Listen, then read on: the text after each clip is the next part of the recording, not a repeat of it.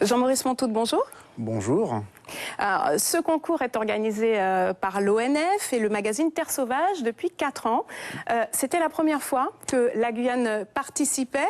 C'est vous, au parc amazonien, qui avez choisi le fromager de Saül. Alors, c'était un bon choix. Vous êtes très satisfait, on imagine? Alors finalement, ça se révèle être un très très bon choix puisque nous sommes vainqueurs aujourd'hui du vote du public. Ça veut dire que ce sont les gens qui ont voté sur Internet pour faire en sorte que l'arbre fromager soit élu arbre de l'année 2015. Donc c'était en mars dernier où nous nous sommes inscrits suite aux demandes faites par l'ONF qui est organisateur de ce concours. Donc le parc amazonien a candidaté pour ce concours. Parce que nous avions cette très belle photo qui avait été mise en avant dans nos cartes guides du fromager de Saül.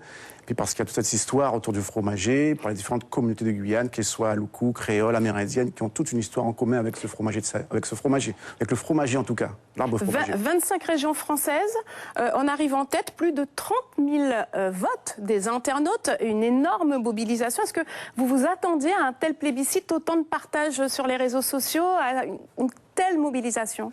C'est assez exceptionnel, effectivement, puisque les organisateurs ont révélé 90 000 votes recensés, ce qui est un doublement par rapport à l'an dernier déjà, ce qui montre qu'il y a eu un véritable engouement autour de ce concours et autour des deux candidats qui étaient en lice, le candidat de la Réunion et celui de la Guyane. L'Outre-mer. L'Outre-mer, voilà, c'est la première fois qu'un arbre d'Outre-mer d'ailleurs gagne ce concours et c'est la première fois que la Guyane y participait. Donc voilà, ça révèle en fait que les Guyanais sont capables de se mobiliser pour leur patrimoine naturel, ce qui est assez exceptionnel, pour défendre leur patrimoine. Les Guyanais et pas seulement les Guyanais finalement, parce qu'on peut imaginer que d'autres personnes ont trouvé cet arbre majestueux. Alors là, il y a eu un suspense en plus, puisque la Guyane était en tête longtemps, au coude à coude avec la Réunion, et puis tout d'un coup, il s'est passé quelque chose, des suspicions de tricherie, voilà. Et patatras, on est repassé derrière la Réunion. Voilà, il y a eu quelques petits malins qui ont voulu pirater un peu ce vote en mettant en place un logiciel robot qui votait pratiquement toutes les 15 à 30 secondes. Donc ça a été détecté très rapidement par les organisateurs qui ont fait un nettoyage en fait de tous ces votes.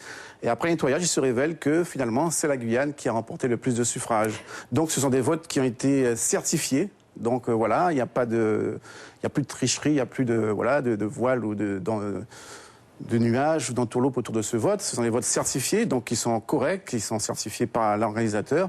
Donc, il fait que la Guyane aujourd'hui a véritablement remporté le suffrage du public. Alors, suffrage du public, demain, il y a un jury en chair et en os qui va décerner un autre prix d'arbre de l'année. Est-ce qu'on peut imaginer que notre fromager peut encore avoir ce prix? Alors, ce serait vraiment exceptionnel. Je répète encore ce mot parce que c'est assez exceptionnel ce qui s'est passé. Donc, peut-être, pourquoi pas, la Guyane pourrait peut-être remporter le prix du jury. Alors, généralement, lorsque le public a désigné un arbre, généralement, on essaie d'équilibrer un peu et de faire en sorte que le second peut-être ait un prix aussi, quoi. Donc on le saura demain. On le saura demain, parce que le jury se réunit en ce moment même.